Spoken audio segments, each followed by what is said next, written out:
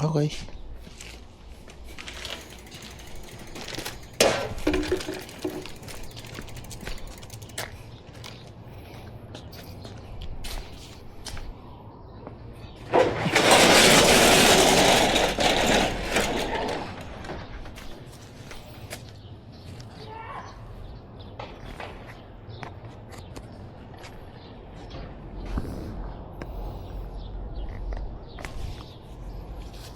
Tara Naki, go na.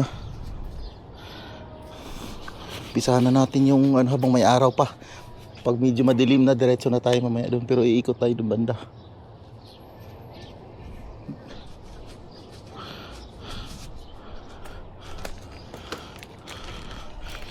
Pizza at saka sa ano, sa Danna ba yun? Sa Danna.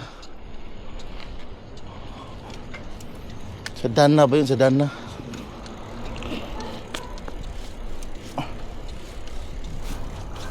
Ah. Sa Danna ba yun? Dan. Assalamualaikum. Tokois? Koy. Minta koy? Alhamdulillah.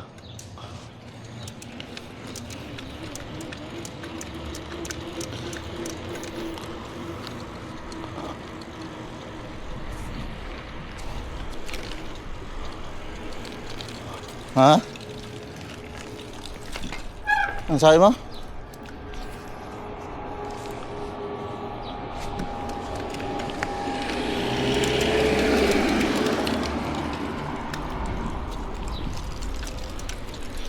Adana.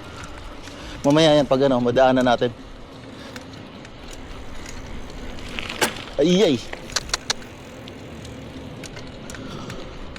Ha?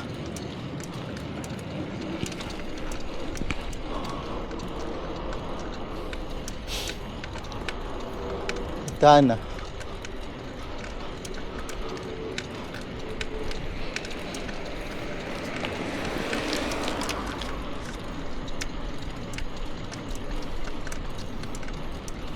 Okay. Let's go.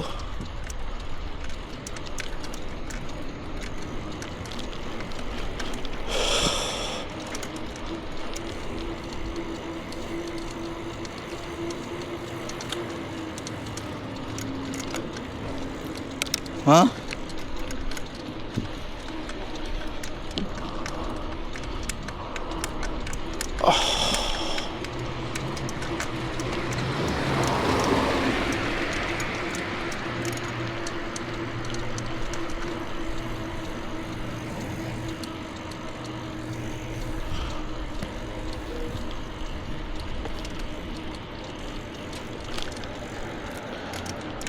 Porky 30 yung gamit natin. Sana malinaw.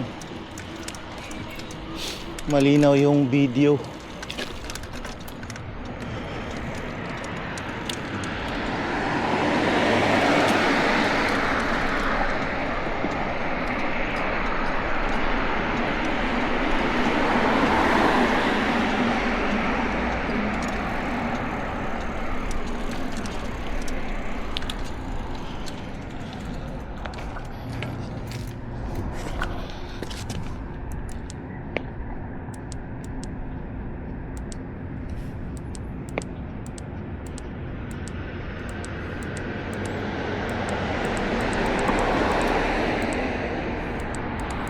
Tayo na mamatay.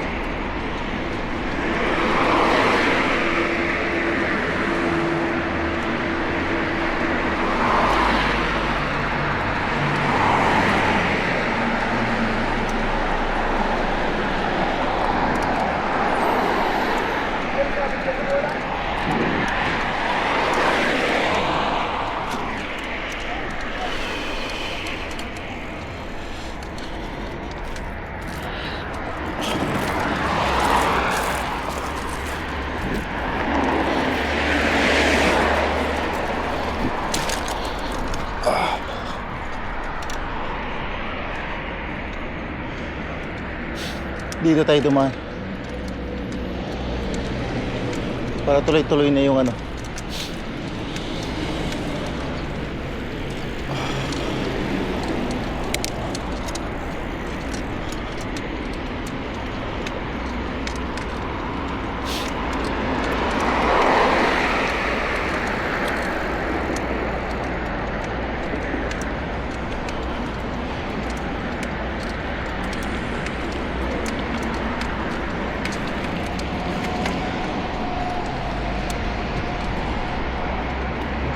Ito pala yung bike lane.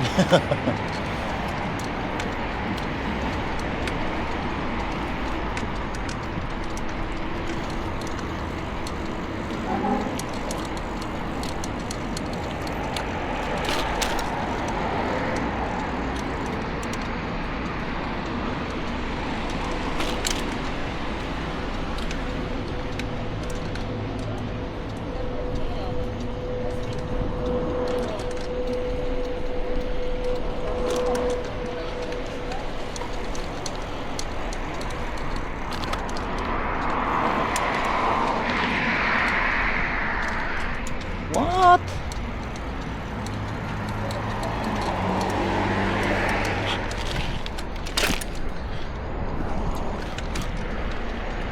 Yung bike lane dyan.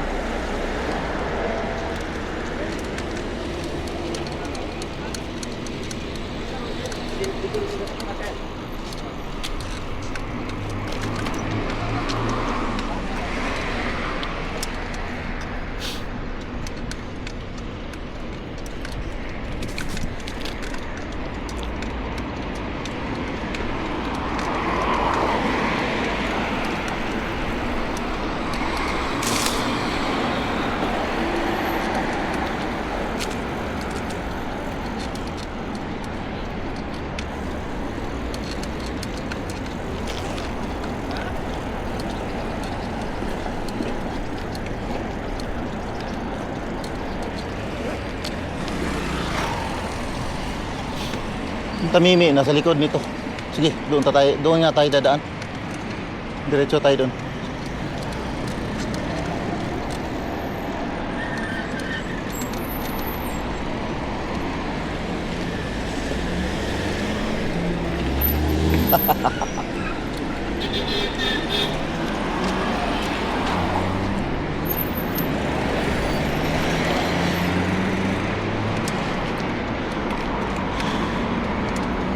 Kuhanan natin ang video yung Tamimi. Tamimi. Yan ang McDonald's, oh. Yung Dana nandyan, oh. Ayun, oh, yun yung Dana, yung nakadilaw. Yun, oh, yun. Yun. Mamaya, babalik tayo dyan. Yan yung ending natin. Pagkain, bili. Pizza na yan. Dito muna tayo sa Tameme. Tameme, ayun yung Tameme.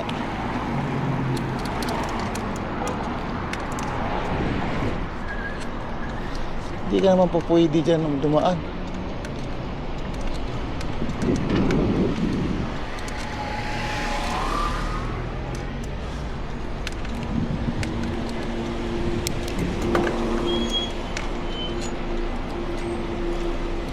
Yan, Tameme.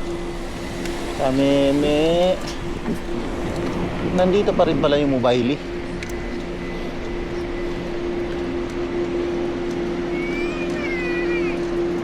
Hagapin natin sa ano.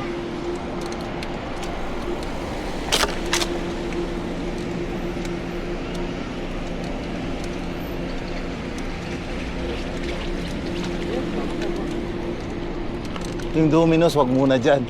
Yung Dana muna mamaya. Tikman natin yung gaano kasarap ba doon. Kung anong sarap. Meron yung Dana na yun. Pizza parlor na yun.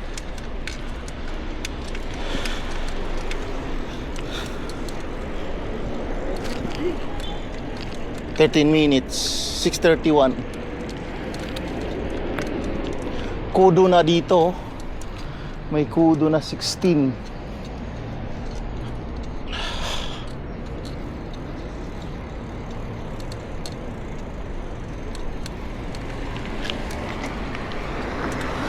Dito tayo sa likod. gilid at likod ng Tamimi.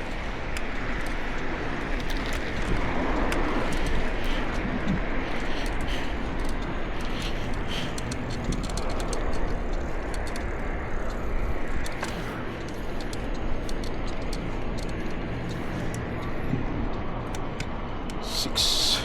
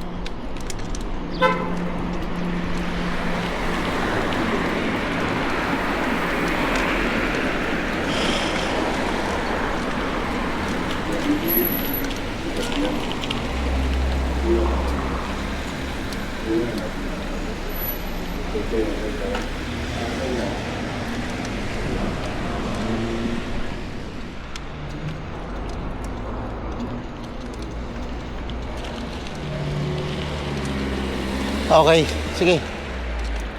Love you. I love you very much. Ang ganda ng ganyan ba, no? Renault, kapangalan ng sasakyan ko. Jazil.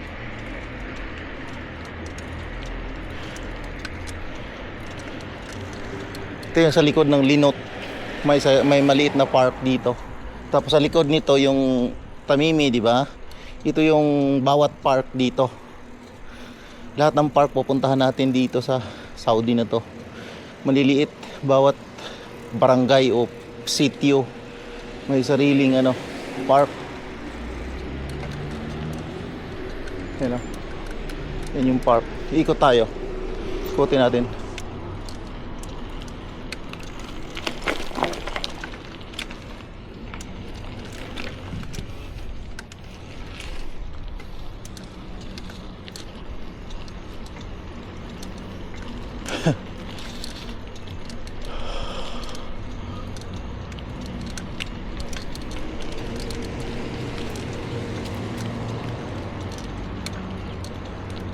Ito yung park.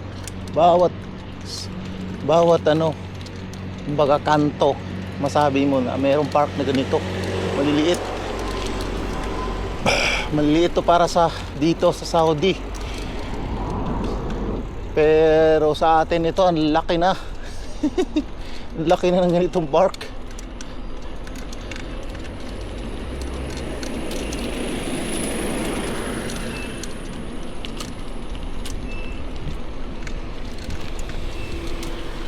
Ngayon medyo hindi pa tayo kasi yung Biyernes o Huwebes ng gabi, yan, mga family dito na lokal, marami.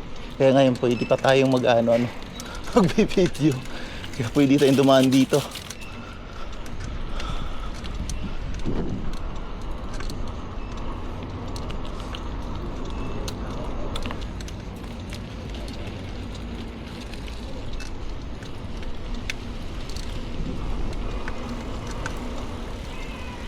Tapos punta naman tayo doon sa isa pang park doon. Basta lahat ng park puntahan natin. Ito yung vlog natin. Ito yung video natin. Mga park na ng mga maliliit dito sa Riyadh. Tingnan natin.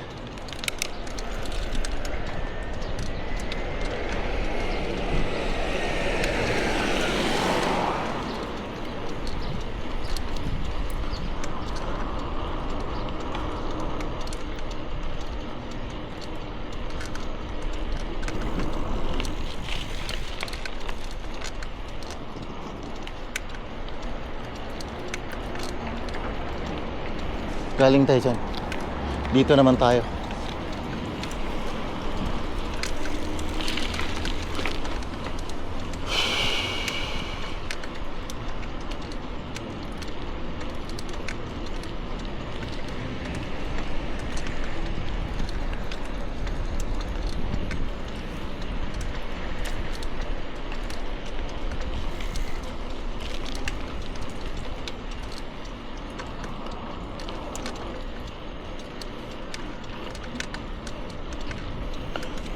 Yung balam yan, oh. Yan yung balam. Balam. Balam. Yan yun. Pero hindi tayo dadaan dyan. Dito tayo na banda. Hindi na tayo aabot doon. Dito lang. Yan. Balam. Yung balam ni Aki. Dito na tayo.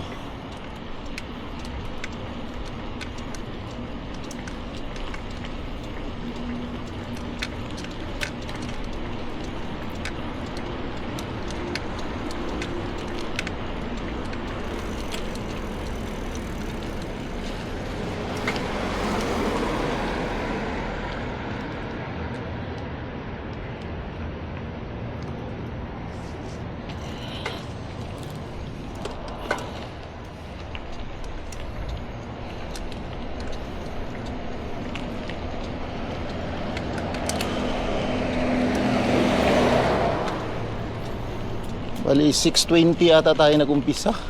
6:36 na ngayon. Ilang minuto na? Ayun, 20 minutes na. 6:38.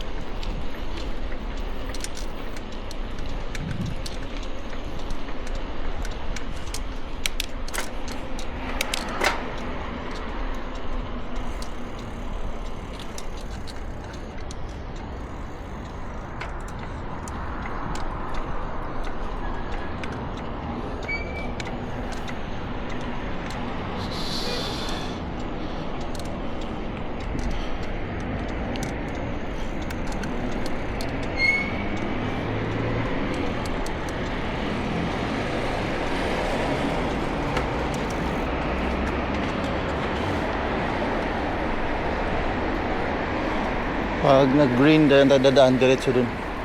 Puntahan natin yung dating pinuntahan natin na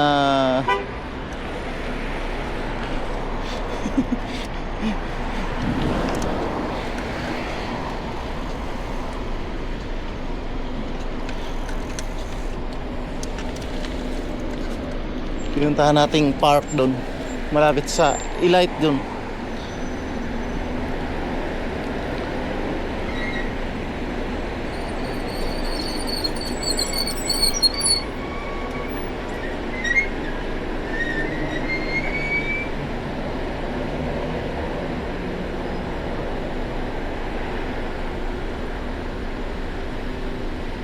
Halia.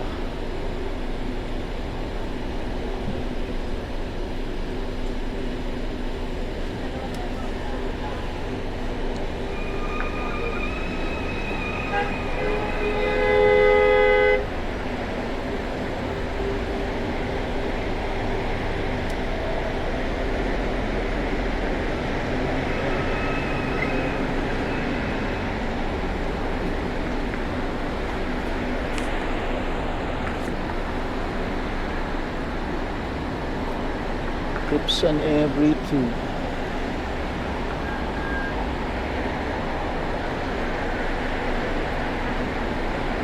Galing na tayo dyan noon. Doon tayo ba tayo napisa? Tapos balik dito. Bahay. Tahalia Street naman yung video na yun.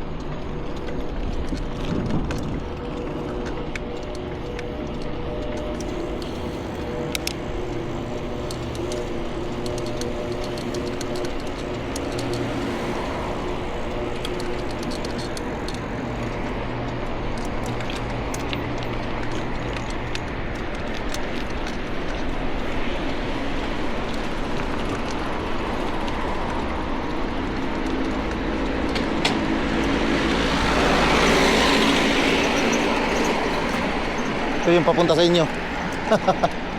Ito Sulaimania, dito talaga yung Sulaimania. Sa likod sa inyo at saka sa harap sa amin. Likod din. Ito yung Sulaimania talaga, itong gitna ng Sulaimania.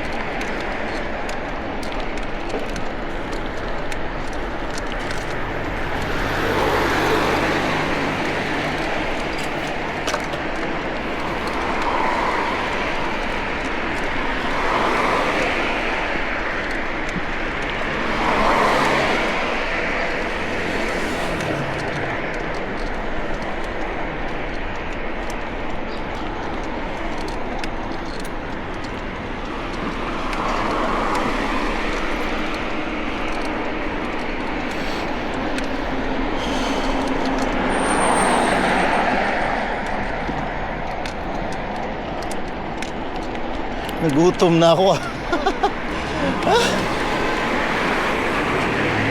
Nagutom ako.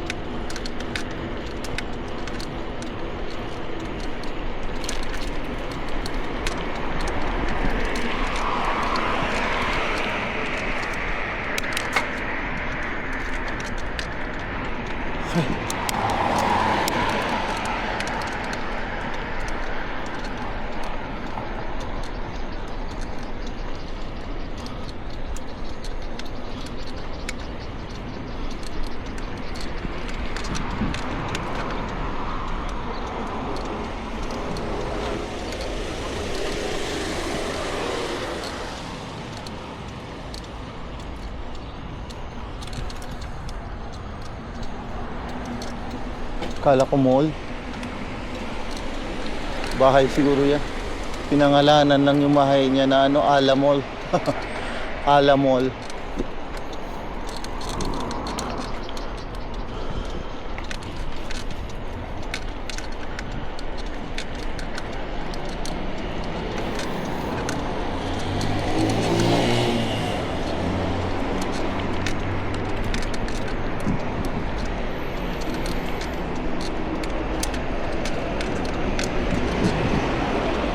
Dito may maliit na naman na ano dyan.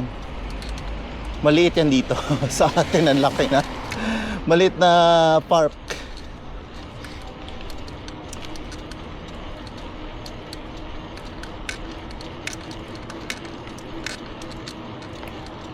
Yan, yung maliit na ano na yan.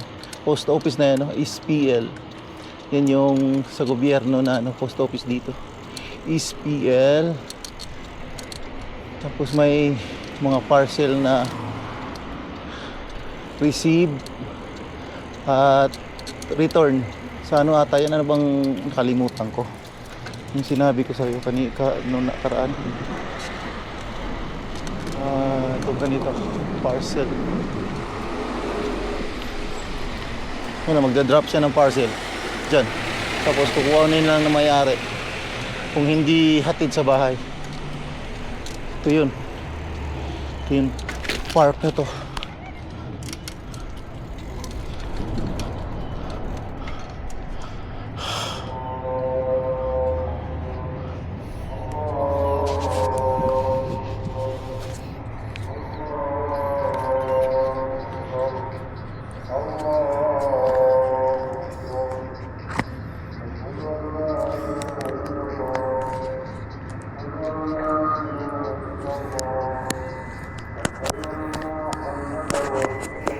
Yan.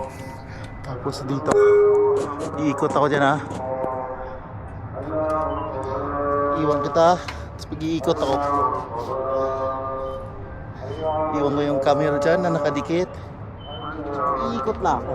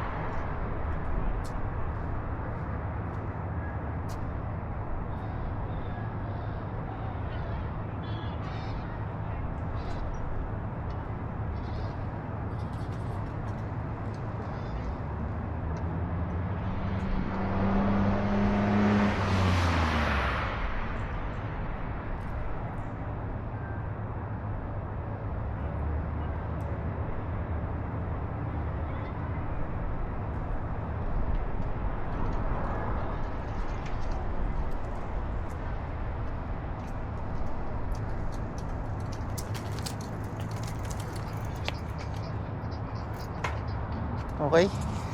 Kita ko.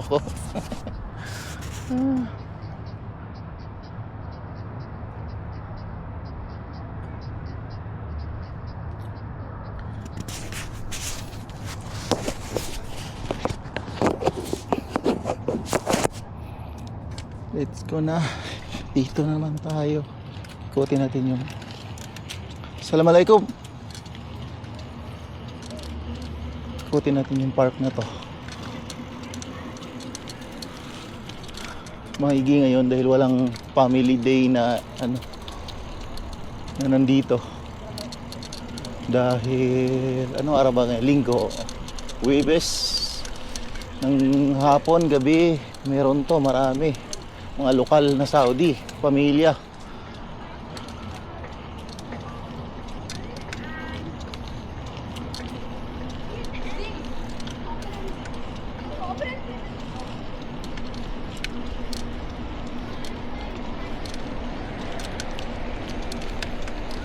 Ito yung park dito. Post office, likod.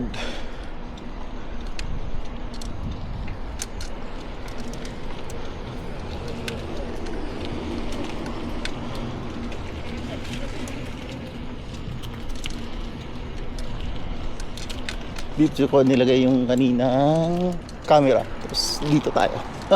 Dinaanan ko.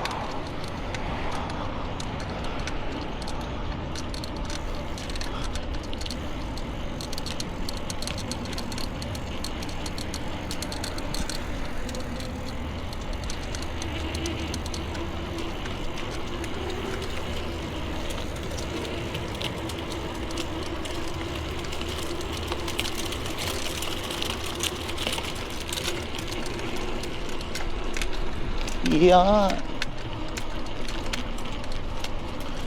Diyan tayo kanina ha. Ngayon dito naman tayo pabalik. Para mapahaba yung video natin. Wala nang tubig to, dati meron.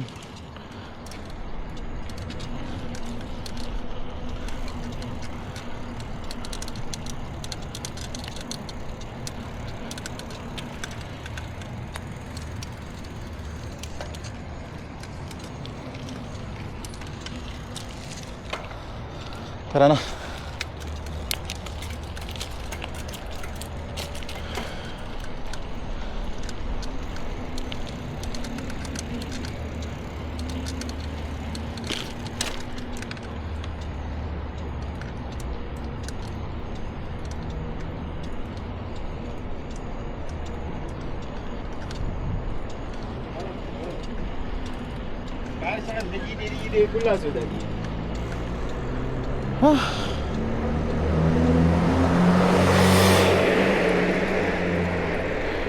Yan yung ila ito.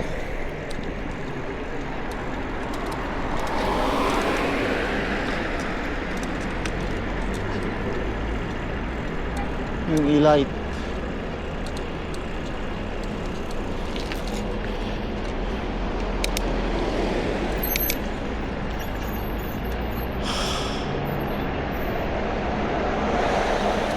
Diretso tayo doon. Tapos pizza na. Hindi pa, malalayo pa naman.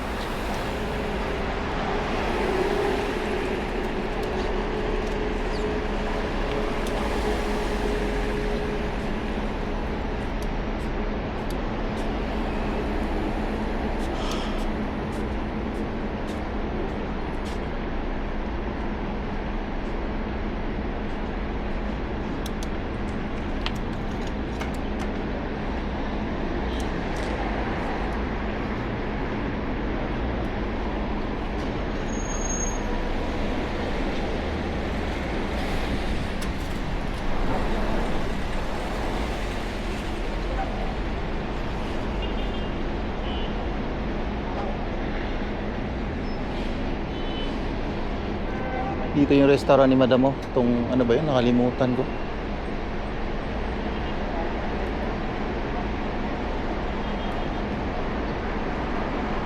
Shibabik pala. Shibabik na restaurant.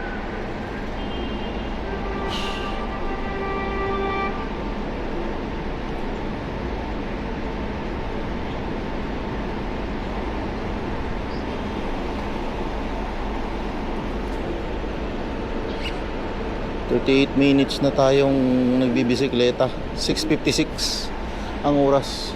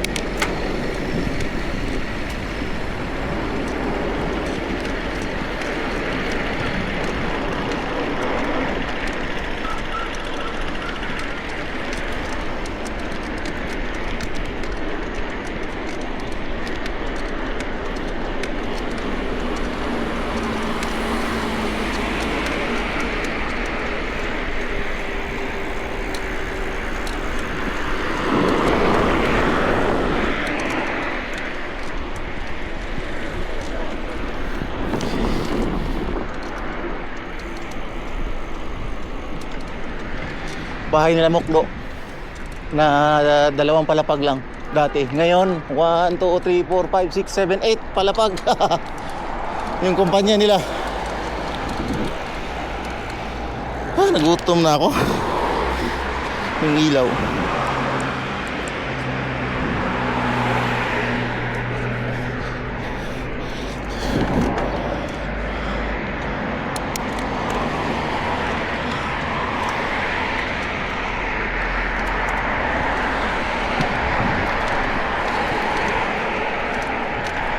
Ito yung kumpanya nila.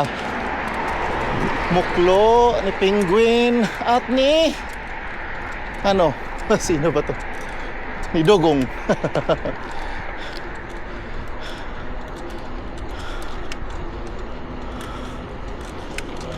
Dito na tayo, nagutom na ako.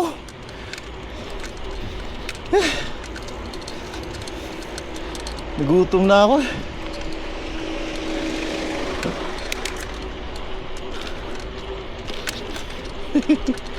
Nagutom na ako.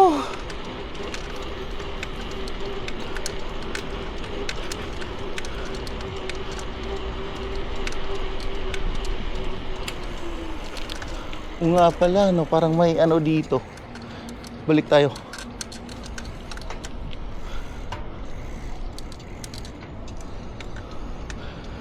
May Coke Zero dito. Doon wala.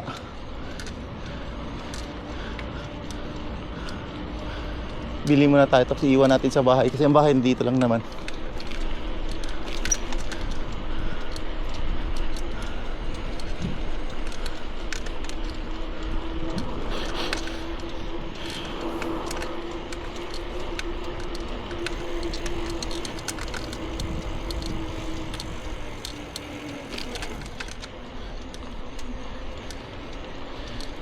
Ito yung ano,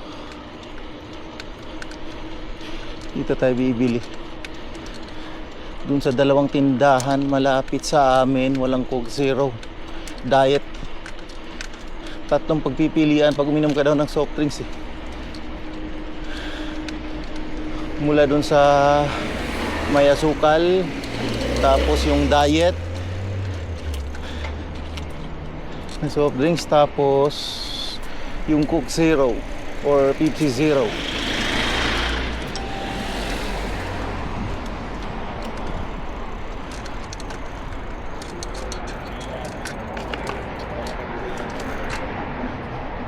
Mapipta? Mapipta na sa liga na.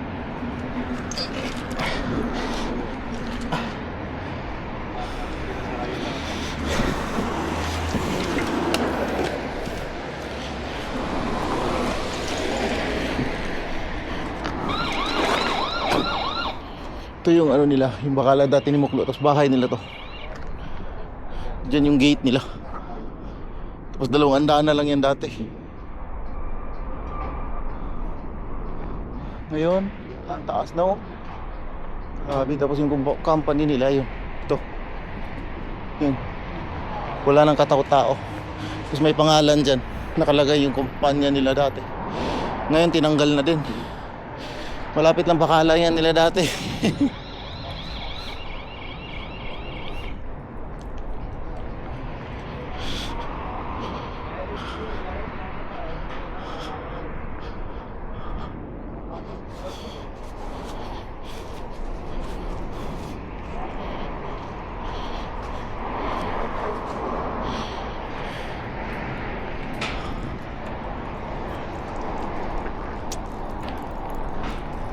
Yan o.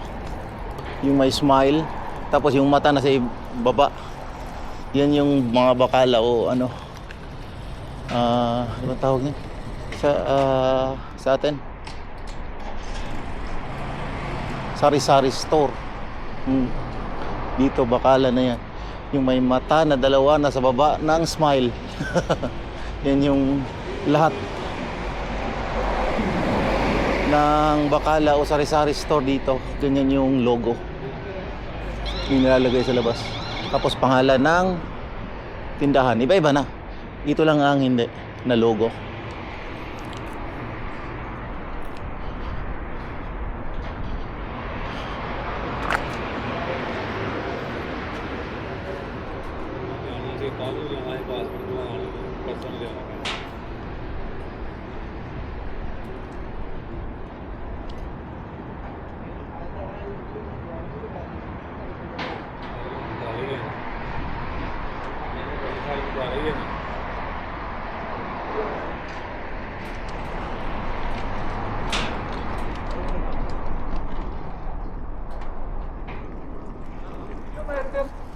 Ha?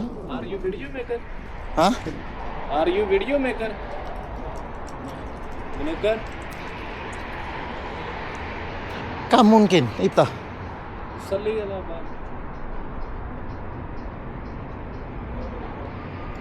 Just 10 Ha? just 10 minutes. 10 minutes? Too much para? 10 minutes? Are you Filipino? Pilipini. Porker? Ito sukuli na? Nada shugala di na. Ada. Ay, na, sugar. Tayo. Ada sim-sim. Ada Pakistani ada. Pakistan. Ana Sadiq. Are you going Pakistani? Ha? Are you going Pakistan? No. Not yet. Maybe someday. Someday? Yeah. Go. Yes, of course. See Pakistani. I have too much friend there. Pakistan. Too much. How you work it on? No other people there. Look. No light. Mapi karaba. Naparpi? هي نقل موجود هذا أربعة نقل موجود هنا. Arba. أيوة. Mapi katir. هذا في معلوم هذا حارس معلوم. Haris. أيوة حارس سوا أربعة نقل موجود. Enta saway na mapi tani ada awol syukol. Mapi karaba yalhin? أيوة ده هذا كله كاربانا. هذا في هذا جديد بعد من كينغ هذا ستة كاربانا كله كاربانا.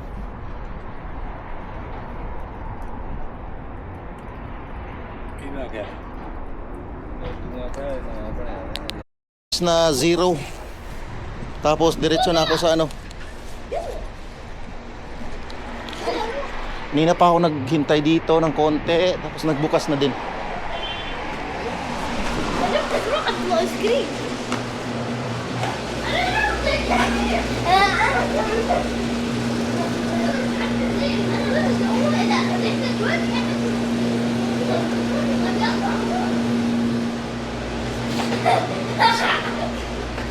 Ada zero Pepsi Coke Mipi? Mungkin maaf ya. Zero ma will be died. Syukran.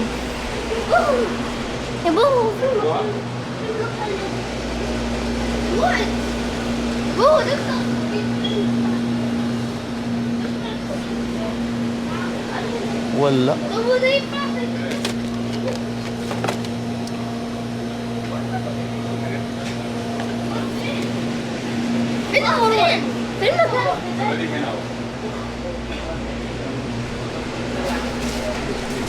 Kabir ada mapi? Mapi mungkin. Kelas mapi mungkin.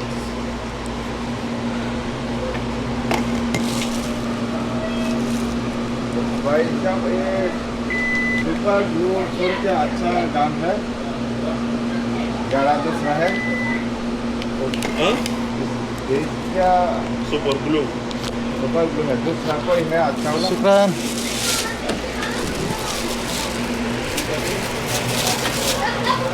Wala na kasi akong laban. Walang zero. Walang zero. Sa iba naman. Hindi kasi yung ano, yung tawag nito, yung dun banda sa amin din malapit, wala din. Pero dadanan pa rin natin. Subukan ko pa rin. Daanan ko pa rin.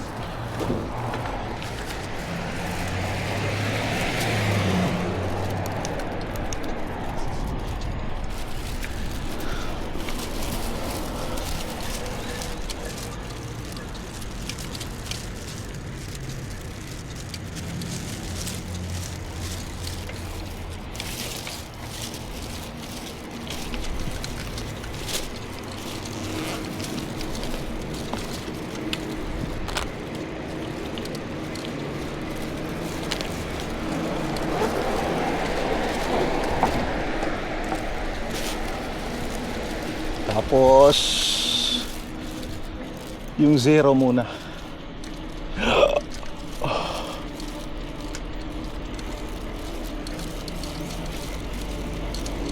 Nagbibideo ako, makukuha mo yan.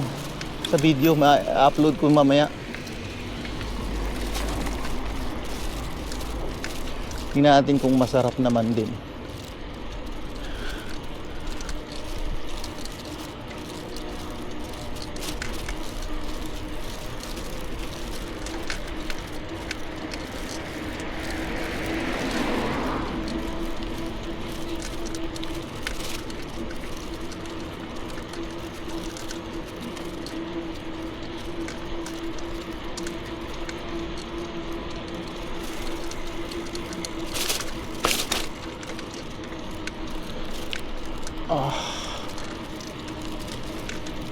Yun yung bahay na may sundalo na gwardiya. Pag nakakita ka ng ganyan, siguradong prinsipe o prinsesa yan yung bahay na yan. Tapos kaya na malaking ano sa gobyerno. Dahil yun na nga.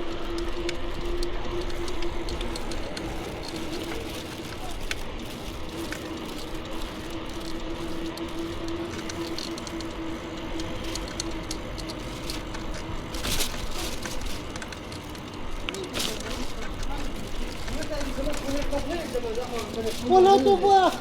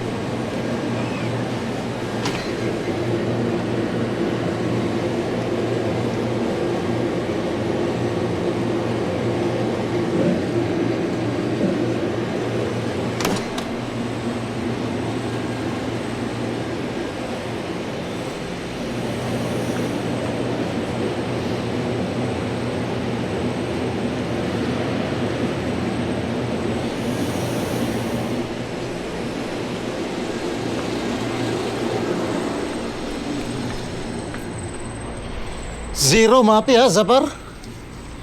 Diet na. Diet tayo.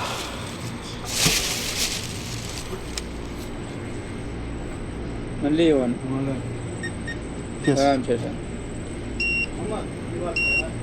Syukran.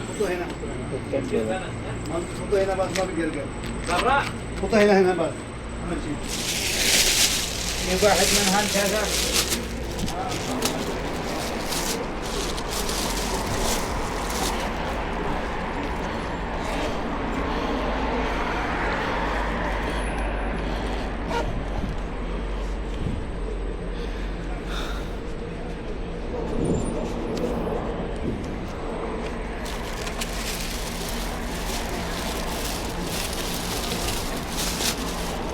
Let's go.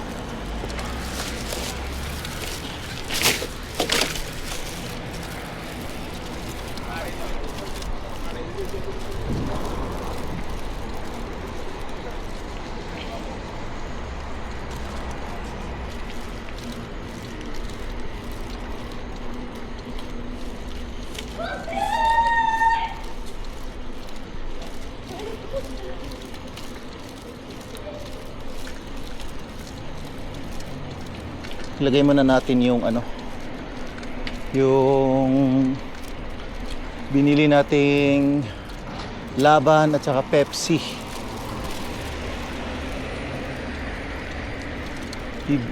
Tapos nating ilagay doon. Bibili pa tayo ng shawarma at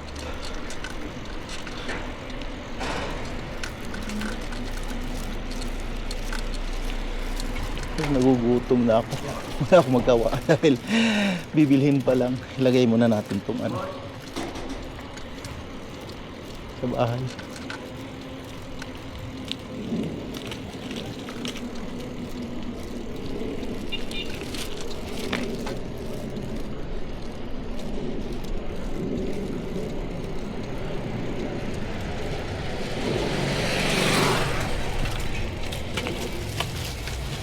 Lagay muna natin, ha?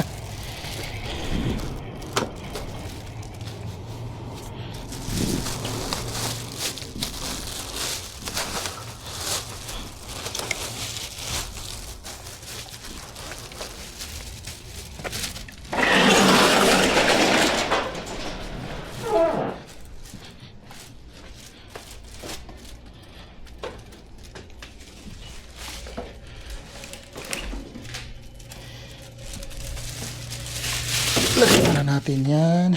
Tapos bili tayo ng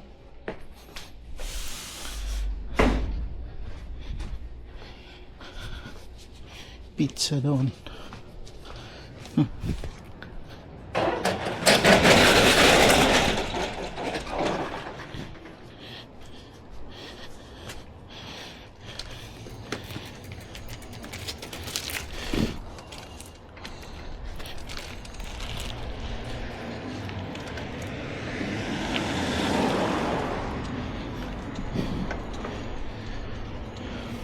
Dilim na.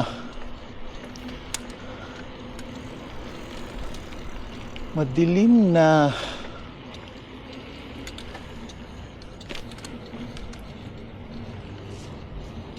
Ito yung ano, bahay, di ba? Ito yung ano nila, Loren. Yung pinupuntahan ni Dogong na ano bang simbahan yan? Baptist ba yung mga ganyan? Yan o, yung bahay na yan.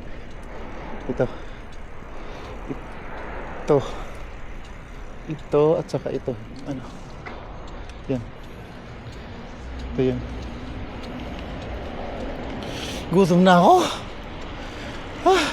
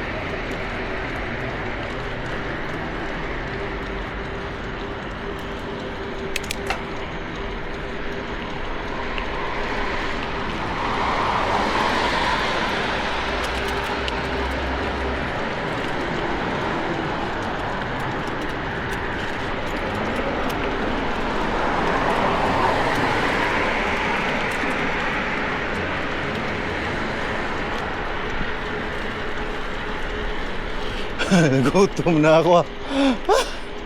Pambihira.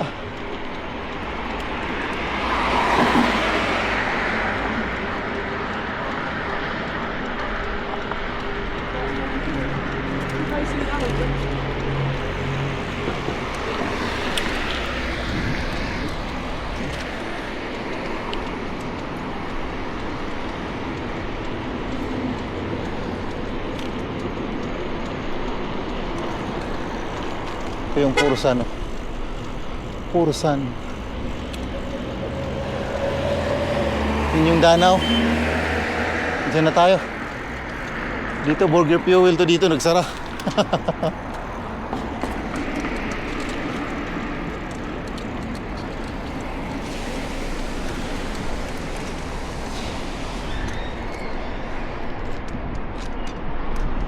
Yun yung Danau. Danau. So, dito na tayo naman. Mas makaliko din.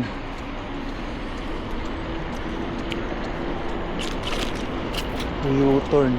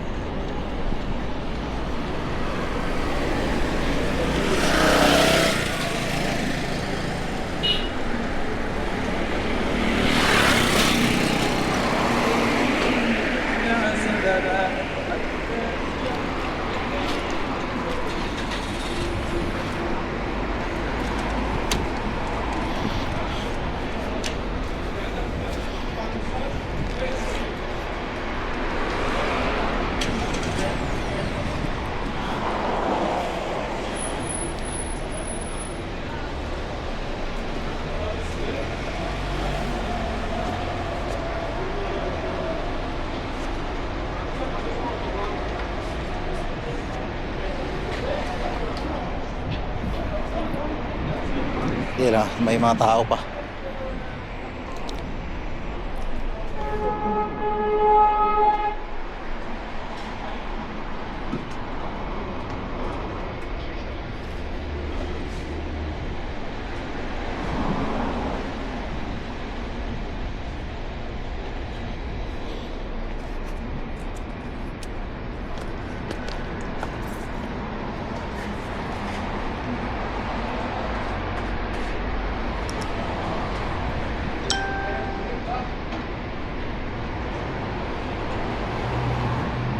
Nako, nag-overheat talaga.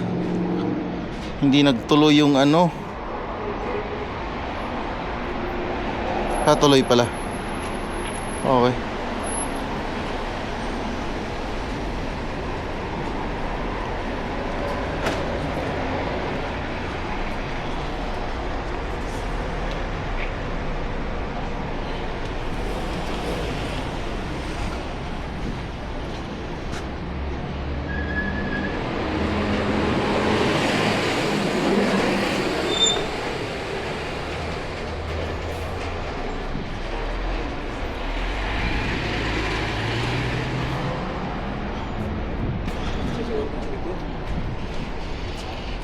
Kasama ka?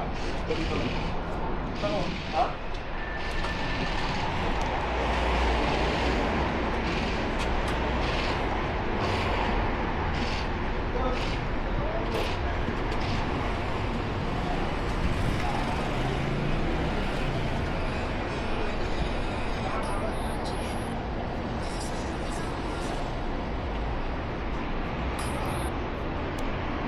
Mas mura dito sa kanila, 14. Parang walang sandwich nga lang. Meron ba? Wala.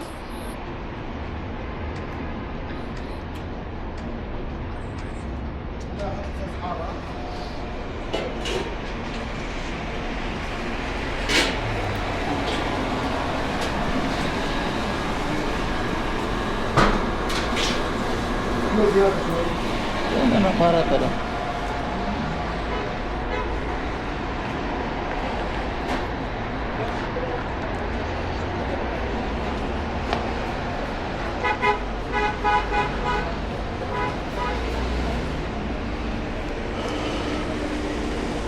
Hunger station, yung mga grocery na dinideliver.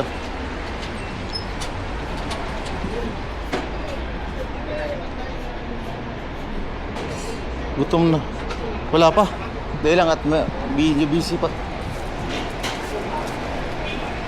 Ay. Spicy. Okay. Cash? Cash. 26. In second row. عندك اوردر فطاير شفتوا؟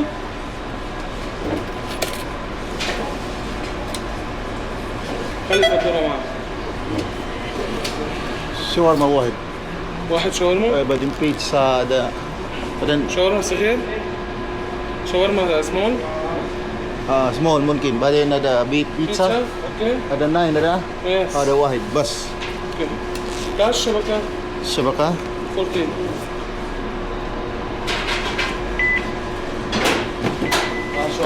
كم minute? سمول بيك. كم minutes? 1 سكند. كم منت؟ ممكن 10 دقيقة 10 minute 15 minute. Okay, no problem. ماكينة كاملة، ماكينة كبيرة. كلام أنا برا. ايوه ايوه. طيب شكرا.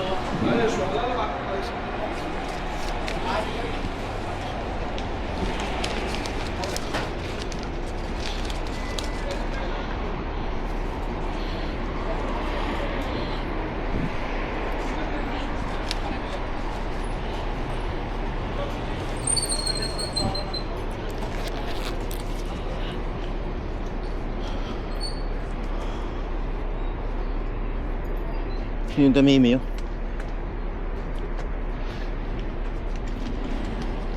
Hintayin lang natin, mga 15 daw.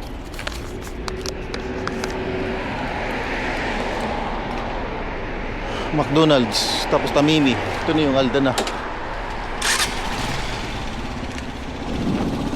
McDonald's, Tamimi, Aldan na. Pilapil.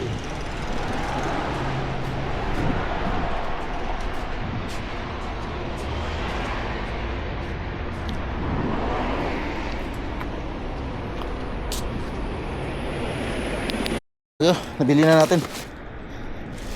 Ay nako. Oops. Nabili na natin. Tara na, uwi na tayo. Medyo may katagalan din, 15 minutes. Nangangapa pa sila. Pero titingnan natin kung anong sarap ng shawarma at 5 real, maliliit. Yun yung pinakamaliit na size ng shawarma. Kung malaki siguro nasa 10. Ganun din, parehas lang din sa iba.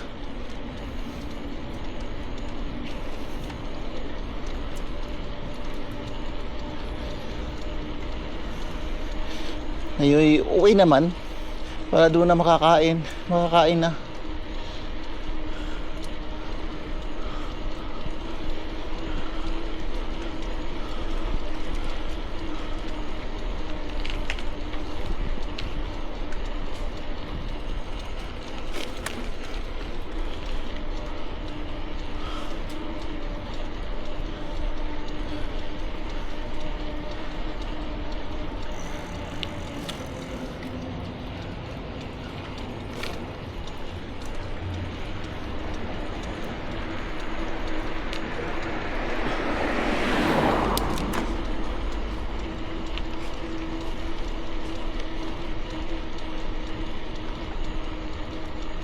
Gutom na ako. Gutom na ako. Ay, Diyos ko po. Gutom na talaga ako. Gutom na ako. Grabe.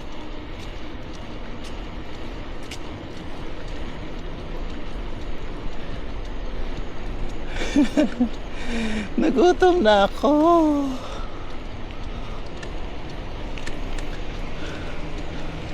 Oh.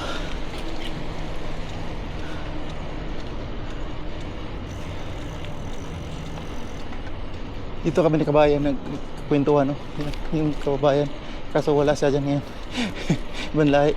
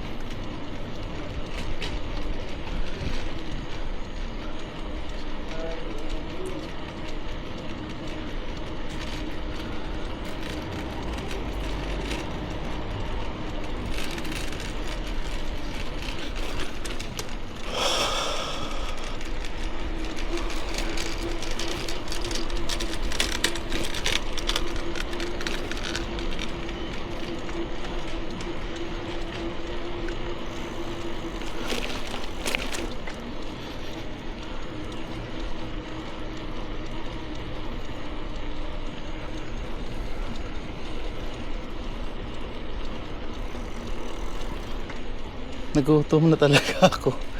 Ang hina na ako. Gutom na ako eh. Dito na tayo.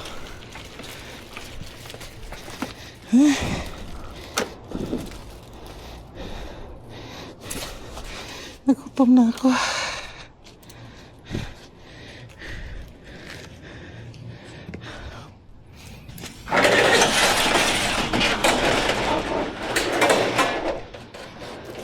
Dito na ako. Gutom na ako eh. Gutom na talaga ako. Super. Promise.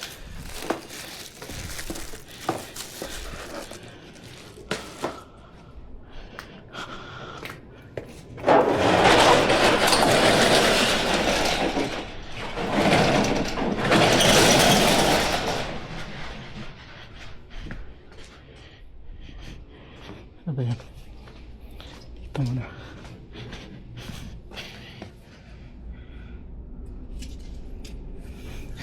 Gutom na ako.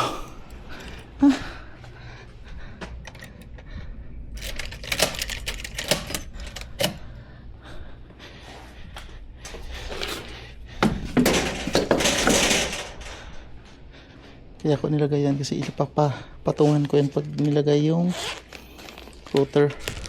Yung router.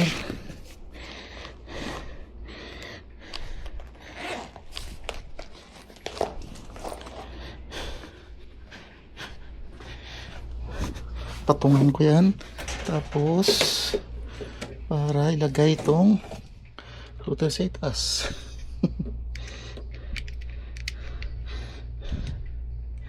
Gutom na ako, Aki.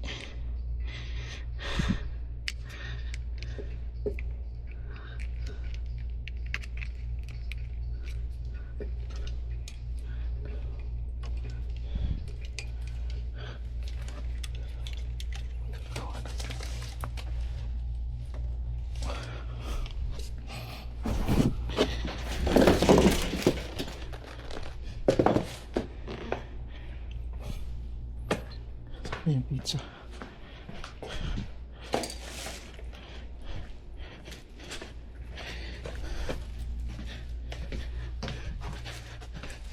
Ulitan. Dali lang.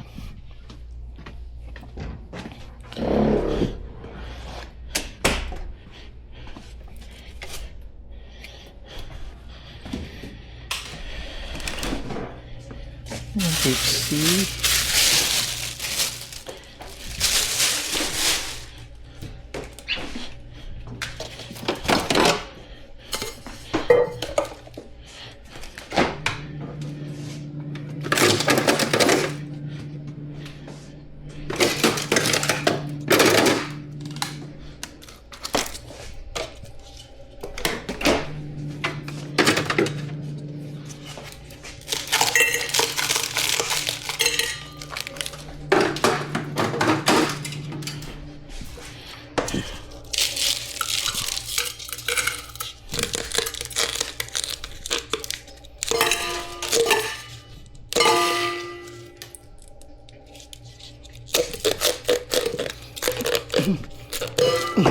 Pugi.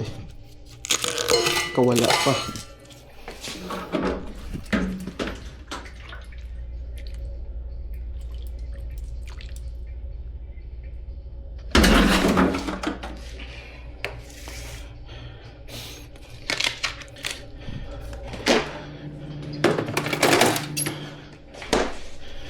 Maliit lang to eh.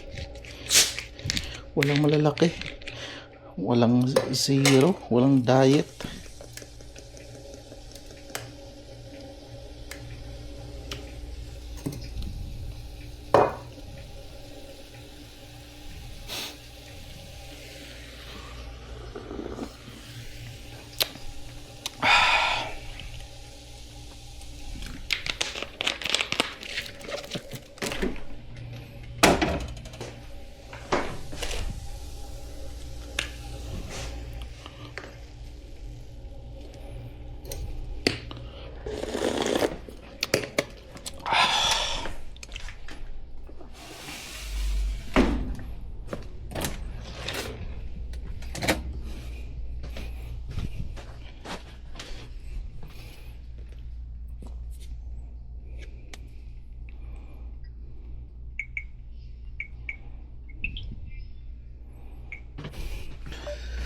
Dito ka na. Lagay.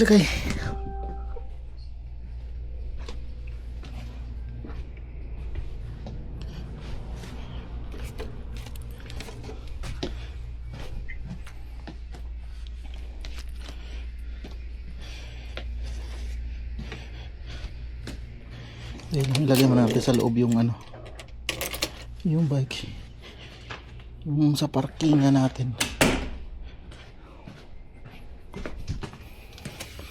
Ay punatiks.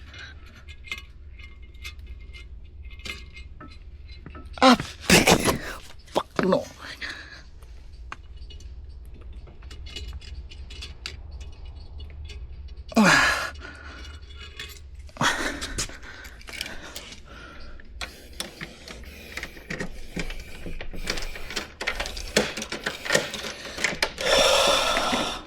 Dilim.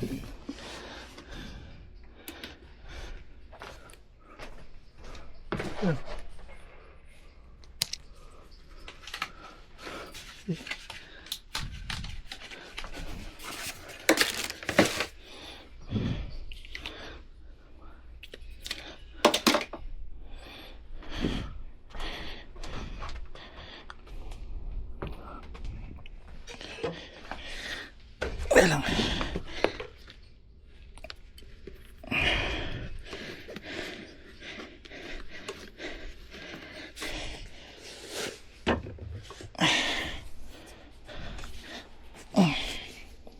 Oops.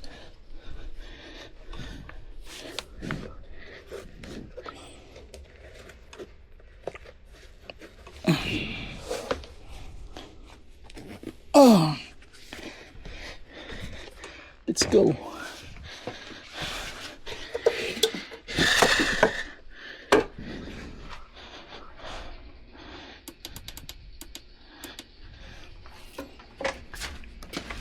Ay, dali. Yung bike pala.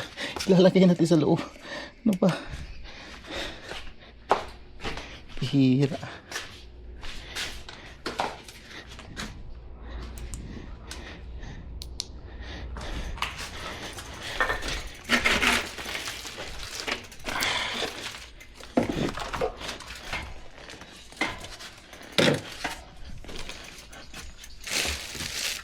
Yung bigas ko, dalawa na lang. 1, 2.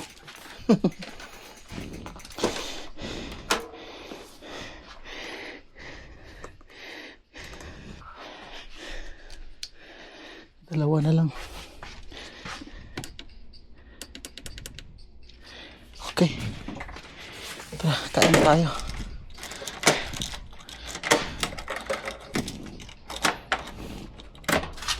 Gutom na ako.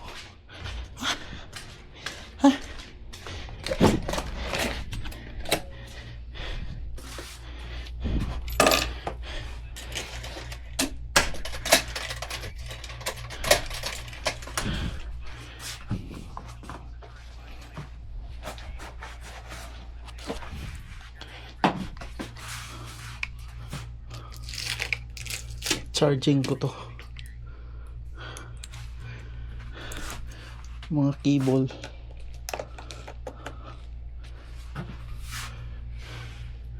Plus light big, ito yun.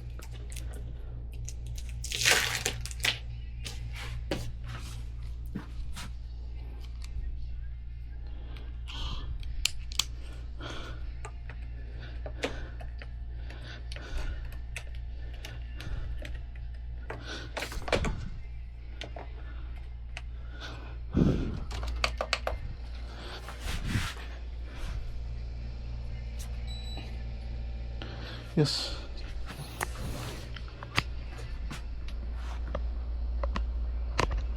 Kita, kain tayo.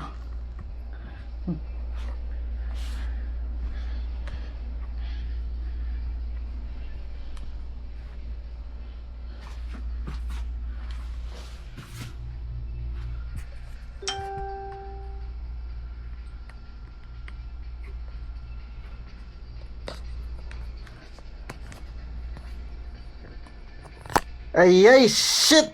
Tatanggal. Putiks.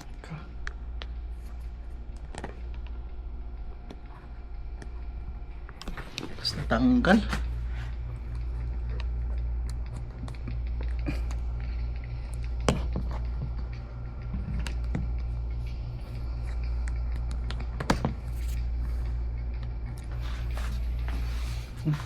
Kain pa.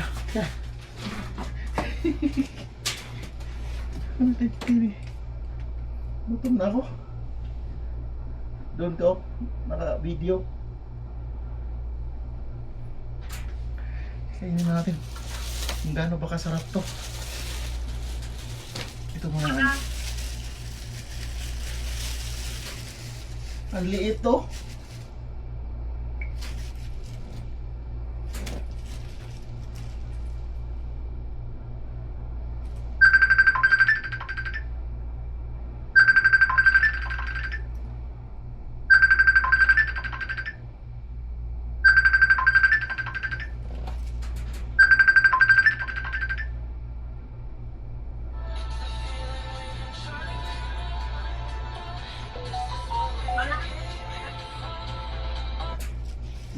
Maliit lang yung ano nila, yung tawag ito, yung 5 real na ano.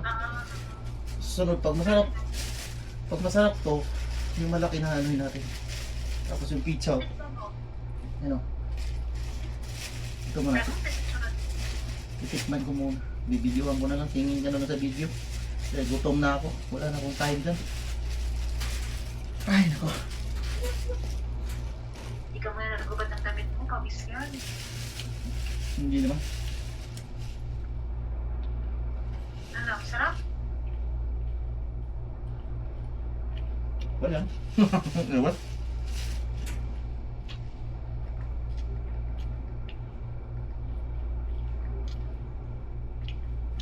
Yoro. Pwede na. Chicken siya? Pwede na. Chicken eh. Sabi niya yan. Pwede na siguro.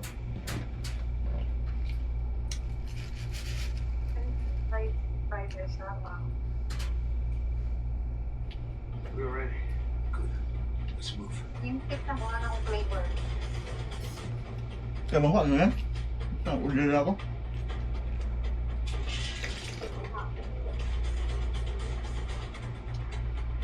Hindi ko naintindihan yung sinabi niya.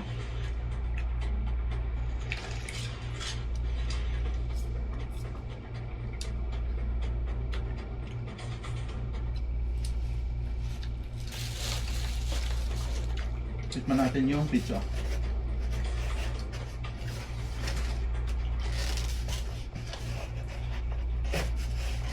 Ito naman. Come on! Surrender! Laki. We'll be forced to kill you all. Fire!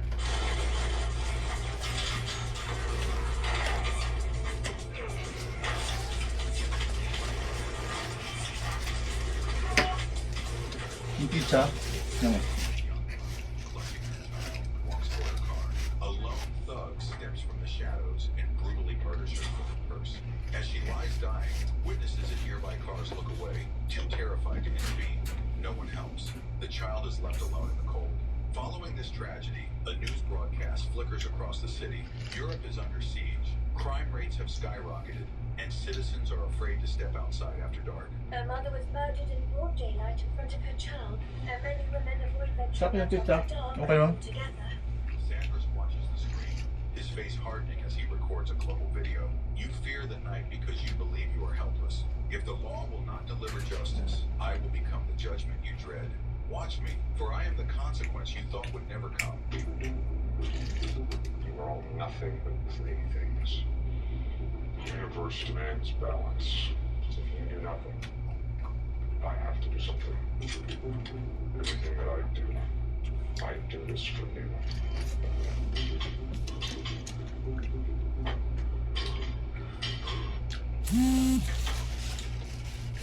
Yung pizza okay lang.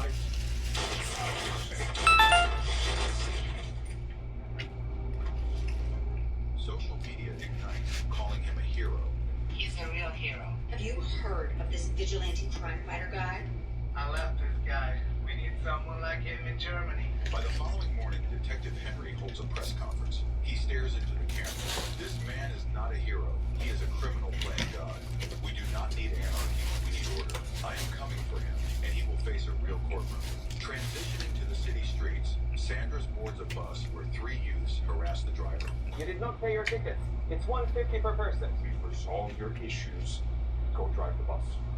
Saunders pays their fare, looms over them, and whispers, "This is your lucky day.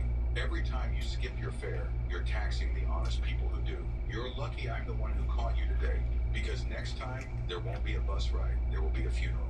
Pay your share, or learn what the cost of free really is." Saunders turns his focus to his mission, starting with a visit to Elsa, a young woman suffering in the hospital after a brutal crime. When she tells him she wants her attackers to spend their lives in prison, Sanders shakes his head and explains the harsh truth. The legal system is a grave that protects the wolves while burying the innocent. He warns her that a courtroom won't provide relief. Instead, she would be forced to relive her nightmare for years, testifying over and over while lawyers tear her apart and paint her as a liar, all while hoping a judge finally takes her side. He leans in and asks, "Is that the justice you really want, a paper-thin promise that leaves you broken?" When she quietly admits she wants more, Do you want justice?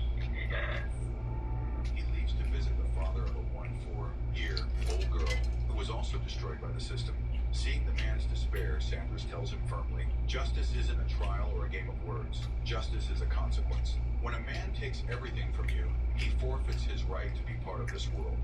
There was no justice. While walking through a park later that day, Sandra spots those same 3 thugs from the bus cornering a young boy. As they strike the boy, Sandra steps in, his movements cold and precise. He crushes the hands of the 2 assailants, leaving them screaming in the grass. "I told you to be better," he says, looming over them. "You chose the funeral." Remember when I told you on the bus that it was your lucky day?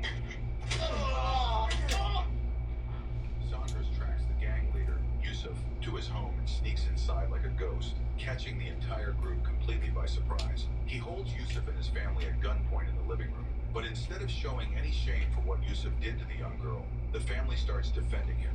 They scream excuses and have the nerve to blame the victim for the crime. Hearing them justify such evil makes Sanders' blood boil. He forces them to sit at the kitchen table and stares them down. Yusuf sneers. "You're just a murderer in a mask." Sanders calmly pulls up a chair and replies, "A murderer kills for gain. I am here because you forgot how to be human. I'm the end of your story." Disgusted by their lack of humanity, Sanders forces Yusuf to call the rest of his gang to the apartment.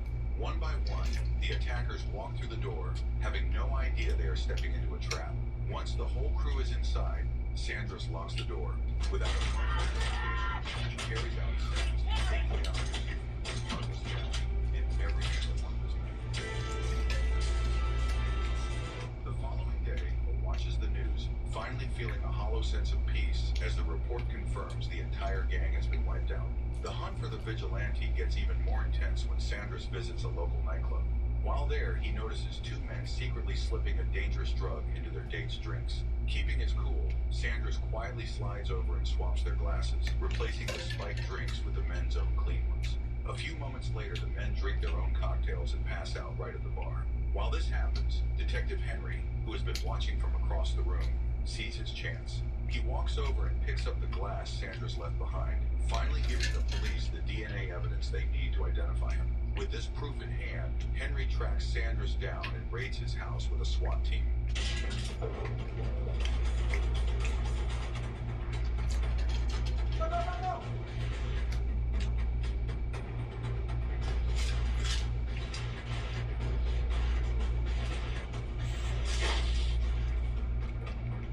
Come on! Surrender! I will be forced to kill you all.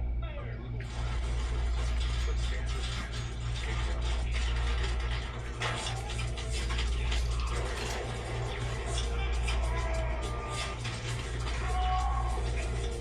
Once the dust settles, a frustrated Henry returns to the hospital to grill Elsa. She remains completely defiant, looking him in the eye and saying, "You're chasing a ghost, detective. That man was out saving lives while you were sitting in meetings." As Henry steps out of the hospital, Sanders drugs him and drags him into a car. As Henry sits trapped in the car, fighting to stay awake while the drugs take effect, Sandras turns to him to deliver a final, chilling message. He looks at the struggling detective and declares that the government and the police have completely failed the people, letting violent monsters walk free while innocent families are destroyed. Sandras tells him, the law is just a chain that only holds the weak. The government feeds on your compliance to stay in control. Look around, Henry. Are you safe? Or are you just waiting for your turn to be a victim? I am the only one actually enforcing the law of nature. End quote. He uses Henry to send a warning straight to the top, ordering him to tell the authorities that citizens are done waiting for a broken system to fix itself. He gives Henry one last ultimatum. If the government refuses to change the laws and protect the innocent, the people will stop waiting and start taking justice into their own hands. After delivering his dark warning, Sandra steps out of the car and disappears into the night, leaving Henry behind. A few moments later, Henry's phone rings. It's Sanders. Go ahead, Henry. Tell the world I'm a monster. But tonight, for the first time in years, the city is quiet. You're not the hunter anymore, detective. You're just the man who witnessed the truth.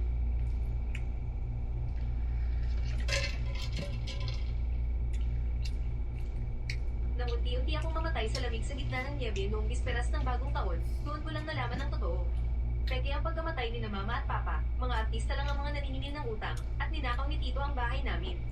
Yung 13 taon kong pagpapakamatay sa trabaho, ginamit lang pala para ibili ng bahay ang kapatid ko. Ngayong nabuhay akong muli, ang unang-unang gagawin ko ay cancel ang mga account, ay freeze ang mga bank card, ibenta ang bahay, lahat ng ninakaw niyo sa akin, kukunin ko pabalik kasama ang interes. Chinchi, gumising ka. May masamang nangyari sa pamilya mo.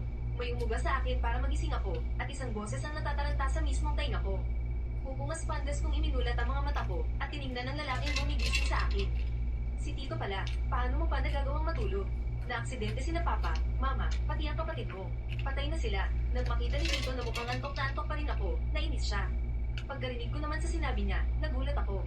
Nagmamadali akong pumunta sa salamin, tiningnan ang sarili ko, at pabulong na sinabi, paanong, namatay na naman sila.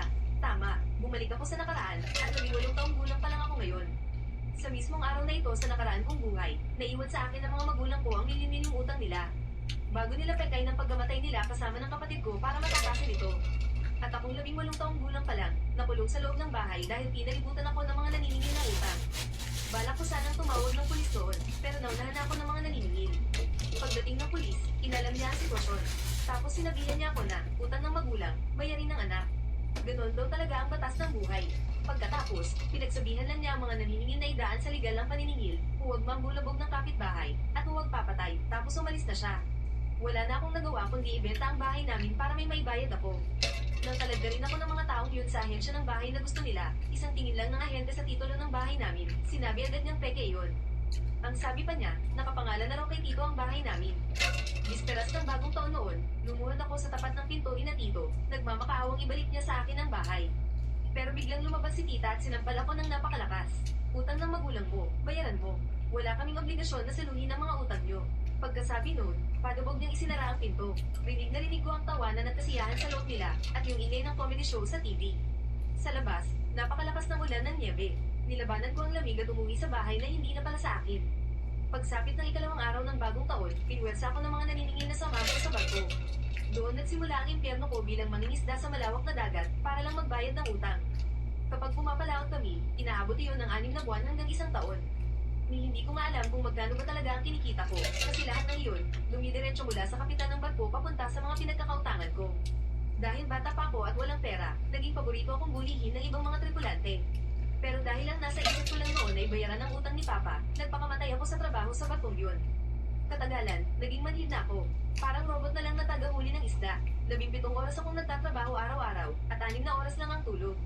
Ang natitirang 1 oras, doon ko na isinisiksik ang pagkain, pagligo, at pagbabanyo. Ganoon ang naging buhay ko sa loob ng 13 taon. Sa loob ng 13 taong yun, hindi man lang ako nakababa ng barko. Kapag dumadaong para magbaba ng huli, ililipat lang nila ako sa ibang barko para pumalaot ulit.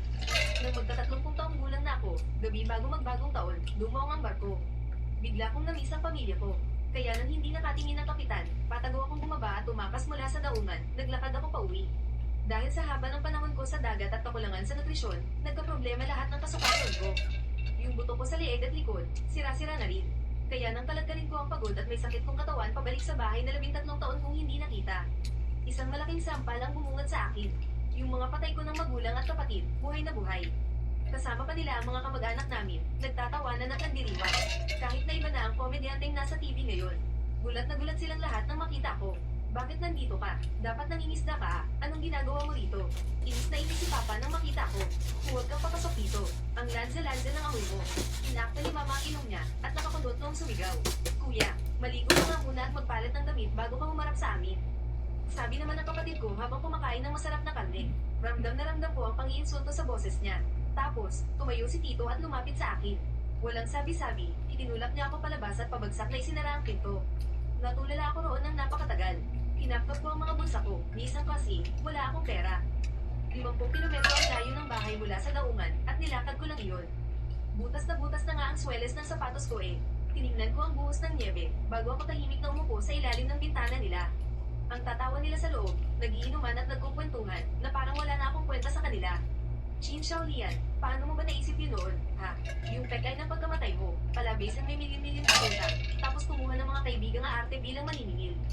Inilipat mo pa ang pangalan ng bahay kay Chin Xiaolian para mapilitang mangisda si Chin Shi. Pinapagpanggap mo pa akong pulis para takutin ang bata. Narinig ko ang boses na yun mula sa loob at kilalang kilala ko yun. Siya yung pulis na kasama ng mga maniningil. Ay nako, masyado kasing ambisyoso yang si Chin Shi eh. Lahat na lang ng bagay, gustong makipagkumpetensya sa kapatid niyang si Chin Chuan. Nung nag-aral mag-bake si Chin Chuan, bumili rin ng gamit at nag-aral ng mag-isa. Nung sumali sa art contest si Chin Chuan, palihim din siyang sumali. Consolation prize lang tuloy ang nakuha ni Chin Chuan, samantalang siya, first prize. Nakuha pa sa Art Academy ng maaga. Kung hindi ba naman sana siya nakialam at sumali doon, di sana ang anak nating si Chin Chuan ang nakuha roon. Kaya tuloy na pilitang mag-aral sa pribadong eskwelahan si Chin Chuan, pagpapaliwanag ni Mama sa lalaking iyon. At sumiganda naman si Papa. Pati ba naman sa pagitan ng magkapatid, gusto niyang makipagagawan. Kung tatanong kami, baka kung anong gawin sa amin ni Chin Shi. Saktong magkakilala kami nung kapitan ng barko, nangangailangan sila ng tao noon. Kaya naisip namin, malaki na rin naman si Chin Shi. Una, para magtanda at tumano siya. Pangalawa, makakahanap pa siya ng trabaho. Kaya pinagplanuhan namin yun at nakaisip ng paraan. Mabuti na lang talaga at marami akong kaibigan na sumakay sa plano natin. Kung di ba ang ganda na ng sitwasyon ngayon? May stable na trabaho si Chin Shi. Balita ko malaki raw ang kita sa pangingisda ha. Tanong ng peking pulis. Tumawa si Papa nang marinig yun. Pwede na rin. Mga 200,000 din isang taon. Dumidiretso naman sa account ko lahat ng sweldo niya mula sa kapitan. Hindi mo ba siya tinitingnan kahit konti? Mataas naman ang sahod niya sa dagat, di ba? Tsaka, akala niya ba libre ang pagluwal at pagpapalaki namin sa kanya? Tamang-tama, malaki ang gastos ni Chin Chuan sa private art school niya, kaya sakto lang nasamalo siya sa mga bayarin. Tsaka, malapit na ikasal ang kapatid niya. Bahay, loan, mga alahas, lahat yan kailangan ng pera. Hindi ba't normal lang na magambag siya? Sa mga oras na yun, biglang nagsalita ang nanay ko. Bagong taon na bagong taon, huwag niyong ang banggitin ang malas na yan. Nakakabwisit, sinong anak ba ang imbes na mangisda patagang umuwi para lang magbagong taon? Halatang walang utang na loob. Eksakto namang sumingit ang boses ni Chin Chuan. Pa, ma, mga tito at tita, ngayong bagong taon, tiyan na lang ang iinumin ko para mag-toast sa inyo. Sana ngayong taon, maginhawa at malusog ang buong pamilya natin. Nang marinig ko yun, saka ko lang naintindihan na peke pala ang lahat. Kapag paborito ka, kahit anong gawin mo, tama ka. Pero kapag kinamumuhian ka, kahit huminga ka lang, mali pa rin. Ang tanging silbi ko lang pala sa mundong ito ay maging nagdan para kay Chin Chuan. Pilit akong tumayo, sinong ko ang makapal na niebe, at naglakad palabas ng substation hanggang sa makarating sa kalsada. Gutom, ginaw, at sobrang panlulumo. Hindi pa ako nakakalayo, bumagsak na ako sa tambak ng niebe sa gilid ng kalsada. Pagsapit ng hating gabi, umalingaw ang mga paputok para salubungin ang bagong taon. Habang nakatingin sa mga paylo sa kalangitan, bigla na lang uminit ang buong katawan ko. Alam kong guni-guni ko lang to, at kapag nangyari to, ibig sabihin, malapit na akong mamatay. Isang pamilyar na boses ang biglang bumulong sa tainga ko, ayun. Dito lang pala kita makikita. Dahan-dahan kong iminulat ang mga mata ko, at gaya ng inaasahan, nakatayo sa harap ko si Chin Chuan, nakangisi at nakatingin sa akin pababa. Anong ginagawa mo rito? Hinahanap ka kasi ni na Mama at Papa, kaya sabi ko, lalabas ako para malapit ka. Ano ba ako? Hey, ang utu-utu mo pa rin talaga. Sa tingin mo pag gagawin